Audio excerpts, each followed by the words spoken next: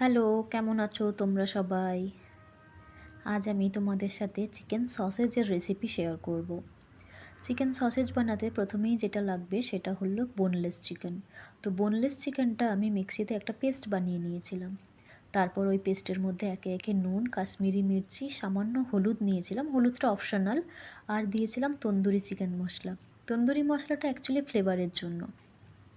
তো এইভাবে সব মশলাগুলো মিশিয়ে নেওয়ার পরে আমি দিয়েছিলাম প্রায় 1.5 চামচ মতো সয়া সস।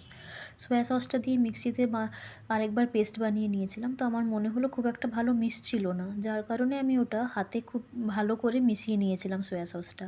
হাতে এইভাবে মাখার পরে তো সয়া সসটা চিকেনের সাথে খুব ভালোভাবে মিশে যায়। তো তারপর আমি হাতের মধ্যে তেল লাগিয়ে এইভাবে শেপ দিতে লাগি, সসেজের শেপ দিয়ে বানিয়ে নিয়েছিলাম একে একে সবগুলো।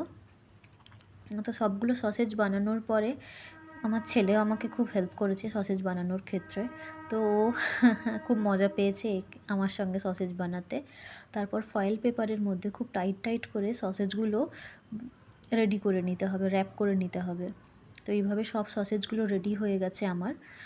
এরপর আমি কড়াইতে একটু গরমের জল সেদ্ধ করার জন্য জল বসিয়েছিলাম। জল গরম হয়ে যেতেই আমি সসেজগুলো একে একে ওর মধ্যে দিয়ে দিই। তো তারপর কিছুক্ষণ ফুটতে দেওয়া হয়েছিল, প্রায় 10 থেকে 12 মিনিট। এর বেশি ফুটলে আমার মনে হয় একটু শক্ত হয়ে যাবে।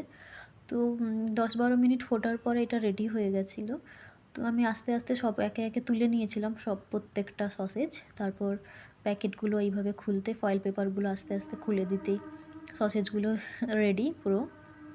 এরপর এটা ভেজে নিতে হবে, তার জন্য আমি একটু তেল দিয়ে স্যালো ফ্রাই করে নিয়েছিলাম। সসেজ ভাজতে খুব একটা তেলের দরকার লাগে না, স্যালো ফ্রাই করলেই খুব ভালো হয়।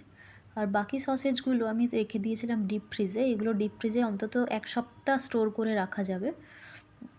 আমার সসেজটা আমার ছেলের খুব পছন্দের জিনিস, কিন্তু আমি বাইরের খুব একটা খাবার অ্যালাউ করি না বলে আমি বাড়িতেই ওকে বানিয়ে দিই এগুলো। তো আমি এটা রেখে দিয়েছিলাম ডিপ ফ্রিজে বাকিটা। আর এখানে আমার 2টো সসেজ ভাজা হয়ে গেছে, কারণ আজকে আমরা শুধু ওকেই দেবো, আমরা আজকে খাবো না।